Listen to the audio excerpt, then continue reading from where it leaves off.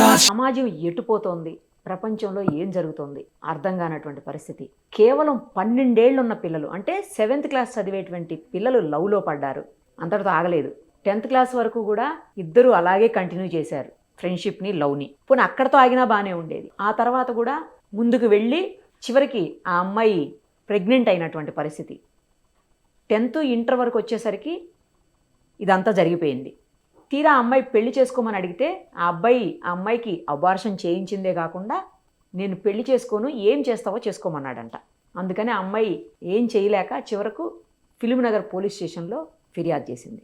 అసలు 12 ఏళ్ల నుంచి లవ్ ఏంటి, 16-17 ఏళ్లకే ప్రెగ్నెన్సీ రావటం, అబార్షన్ చేయించటం, పెళ్ళిళ్ళ గురించి ఆలోచించటం ఏంటి అసలు ఇదంతా?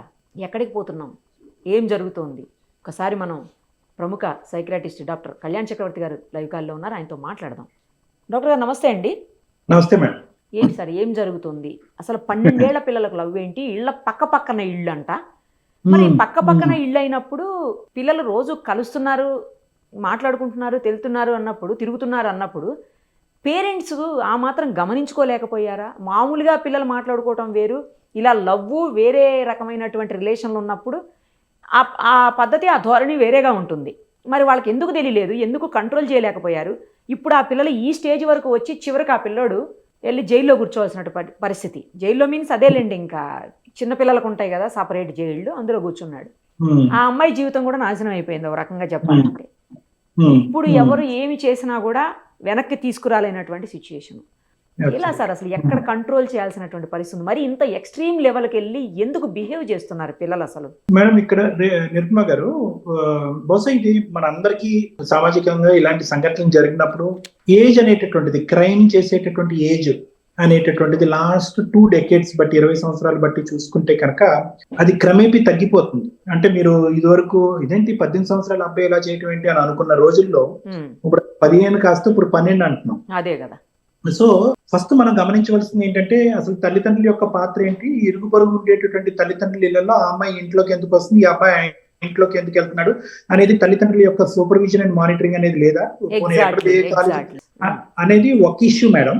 కానీ దానికంటే ముందు అసలు నేర ప్రవృత్తి అనేటటువంటిది ఎందుకు ప్రత్యేకంగా ఈ సెక్షువల్ డ్రైవ్ అనేటటువంటిది, అంటే శారీరక పరమైనటువంటి కోరికలు తీర్చుకోవాలనేటటువంటి తపన, లేదంటే గర్ల్ ఫ్రెండ్ ఉండాలి అనేటటువంటి ఆలోచన, లేదంటే వాడికి ఎవరికో గర్ల్ ఫ్రెండ్ బాయ్ ఫ్రెండ్ ఉన్నారు నాకు ఉండాలి అనేటటువంటి కాంపిటేటివ్నెస్ ఎందుకు పెరిగిపోతుంది అనేది ప్రధానమైనటువంటి అంశం.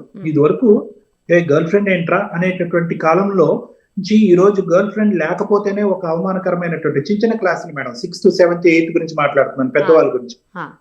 So to have an opposite sex partner as a girl friend ఒక ఫ్యాషన్ సింబల్, ఒక మ్యాండేటరీ సింబల్ కింద మారిపోయింది. ఇది మనందరం గమనించవలసిన అంశం. అంటే మనలో మనం మాట్లాడుకునేది కాదు, ఆ పిల్లకాయల స్థాయిలో ఆ వయసులో ఉండేటటువంటిది ఒక మ్యాండేటరీ అంశం ఉంది.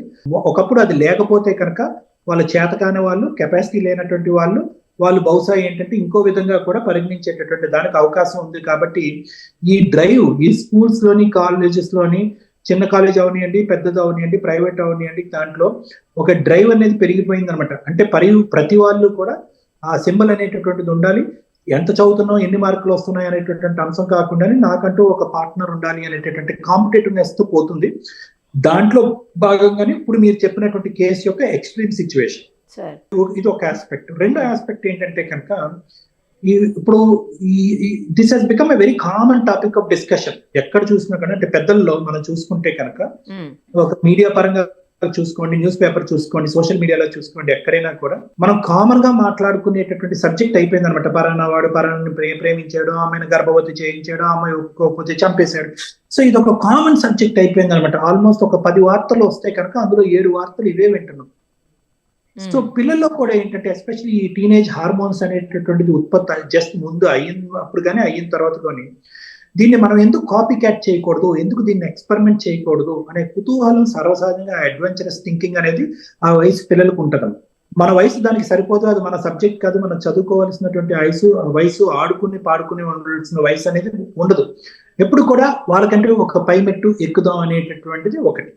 ఇది రెండో అంశం. మూడోది ఏంటంటే కనుక accessibility to mobiles or internet ఏ స్థాయిలో ఉంది అంటే కనుక చిన్న చిన్న పిల్లలు అంటే మీరు మీ మీ మనం ఇప్పుడు మాట్లాడుకునేది ఒక ఎక్స్ట్రీమ్ సిచ్యువేషన్. న్యూడ్ ఫొటోస్ చూడడం, ఆడపిల్లలు న్యూడ్, లేదంటే మగపిల్లలు, లేదంటే అటు ఇటు nude photo, sexual porn videos చూడటం.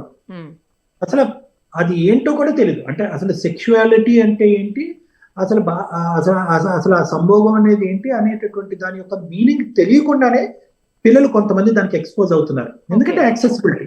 ఒకప్పుడు అన్ని సైట్స్ బ్లాక్ చేసుకునే పేరెంట్స్ చాలా మానిటరింగ్ చేసినా కూడా ఈ పాపప్స్ లాంటివి వస్తూ మధ్య మధ్యలో పాపప్స్ లాంటివి, అడ్వర్ట్స్ లాంటివి, పాపప్స్ లాంటివి వచ్చి ఇదేంటో మనకి తెలియనటువంటి ప్రపంచం, దీన్ని ఒక్కసారి మనం ఎక్స్పెరిమెంట్ చేయాలని చెప్పి పిల్లలు ర్యాండమ్ గా క్లిక్ చేస్తున్నారు.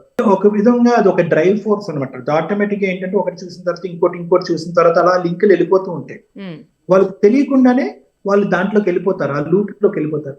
ఒకసారి వెళ్ళిపోయిన తర్వాత ఏదైతే రిపీటెడ్ గా వర్చువల్ గా మనం చూస్తున్నామో, కొంతమందికి ఈ స్పీడ్ ఉండేటటువంటి పిల్లల్లో ఇది వర్చువల్ గా ట్రై చేసేది రియల్ గా మనం ఎందుకు ఎక్స్పెరిమెంట్ చేయకూడదు అని చెప్పి ఆ ఎక్స్పెరిమెంట్ పద్ధతిలో వెళ్తుంది. సో ఇలాంటి రకరకాల కారణాలు అనేది ఉన్నాయమ్మా.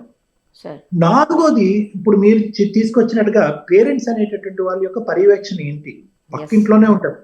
యూజువల్గా ఈ ఎదురు బదురు ఉండేటటువంటిది మీ చిన్నప్పుడు కానీ మా చిన్నప్పుడు కానీ కొద్దిగా ఎందుకో తెలియదు కానీ మన ఇంట్లో మనుషులు అయిపోతారు. వాళ్ళ ఒక నమ్మకం అనేది పెరిగిపోతారు. అన్నయ్య, చిన్న, అక్క, తమ్ముడు అన్నట్టు వచ్చిపోతూ ఉంటారు. ఎవరిని నమ్మకపోయినా కూడా వీళ్ళనైతే మాత్రం చాలా గాఢంగా నమ్ముతూ ఉంటారు. వాస్తవానికి ఏదైనా బయటకు వెళ్ళేటటువంటి మాల్స్ కానీ, లేదంటే ఏదైనా ఎగ్జిబిషన్ కానీ, ఎక్కడన్నా క్రౌడ్ ఉండే చోటకి పంపించాలంటే వీళ్ళని తోడుగా పంపిస్తూ ఉంటారు. సో ఆ నమ్మకంతో కూడా ఇటువంటి సందర్భాల్లో పేరెంట్స్ ఏంటంటే కొద్దిగా చూసి చూడకుండా ఈ స్థాయిలో ఏదో తెలిసిన మొహం ఇంట్లోకి వచ్చిపోతున్నాడు కదా కొంత అనే విధంగా కూడా ఉండుండొచ్చు. లేదంటే ఇన్ని సంవత్సరాల పాటు అంత చిన్న వయసులో మనం నెంబర్ 1 చూసేది షాక్ అవటం. అరే ఏంద్రా ఇంత వయసులో అమ్మాయిని ప్రెగ్నెంట్ చేయటం ఏంటి, అబార్షన్ చేయించడం ఏంటి, తర్వాత నేను పెళ్లి చేసుకోను అని అంటం ఏంటి అనేది ఒకటైతే కనుక, ఇన్ని సంవత్సరాల పాటు దగ్గర 6, 7, 8 సంవత్సరాల పాటు ఒక ప్రేమాయణం అనేటటువంటిది ఒకటి కొనసాగిస్తూ దాన్ని కళ్ళెదురుగుంటా ఉండే తల్లిదండ్రులు ఇరుగు పొరుగు దగ్గర నుంచి దాచిపెట్టారు అంటే కనుక దానికి ఎంత ఇది ఉండాలమ్మా. అదే కదా సార్, కరెక్ట్. ఇవన్నీ కూడా ఓకే, ఇవన్నీ చోట్ల జరిగిపోతున్నాయి డాక్టర్ గారు అంటే కనుక అన్ని చోట్ల జరగట్లేదు. కానీ ఖచ్చితంగా దీని యొక్క ఫ్రీక్వెన్సీ, ఇంటెన్సిటీ అనేటటువంటిది పెరుగుతుంది. పిల్లలు ఎప్పుడు ఈ క్రైమ్ నేర ప్రవృత్తి కానీ, లేదంటే ఈ సెక్షువల్ డ్రైవ్ ఎక్స్పెరిమెంట్ చేయాలనేటటువంటి ఆలోచన శైలి ఏదైతే ఉందో దాని యొక్క ఏజ్ కూడా తగ్గిపోతుంది అనేది మనం గమనించాలి. కాబట్టి అందరూ కూడా గుర్తు పెట్టుకుని ఒక్కసారి మనం పరిశీలన చేసుకుని, ఆత్మస్మరణ చేసుకుని, ఏమో ఇది మన ఇంట్లో జరగచ్చేమో అనేటటువంటి ఉద్దేశంతో, ఎక్కడో జరిగిపోయిందనే సబ్జెక్ట్ కాకుండా మన ఇంట్లో జరగచ్చు అనే ఉద్దేశంతో కొద్దిగా ఆ పిల్లల మీద మానిటరింగ్ కానీ, స్క్రూట్నీ కానీ పెంచి ఆ మొబైల్స్ లో ఏం చూస్తున్నారని చెక్ చేసుకుని, వీలైనంత వరకు బాగా వయసు పెరిగేంత వరకు మొబైల్ యాక్సెస్ అనేది తగ్గించి, ఒకప్పుడు ఏదైనా అవసరం అయితే మీ మొబైల్ ఇచ్చి, తర్వాత ఏమైనా డేటా కానీ హిస్టరీ కానీ డిలీట్ చేస్తున్నారని చెక్ చేసుకుని, ఈ విధంగా చేసుకుంటూ పోతే కొద్దిగా ఆ కంట్రోల్ అనేది వస్తుంది. మీరు అన్నది 100%. అలాంటి జాగ్రత్తలు కనుక తీసుకుంటే బహుశా ఇలాంటివి వినకుండా ఉంటామేమో, ఇలాంటివి కేసులు కూడా రిజిస్టర్ అవ్వకుండా ఉంటాయేమో. అవును అవును అవును. Thank you sir, thank you so much. Thank you madam, thank you.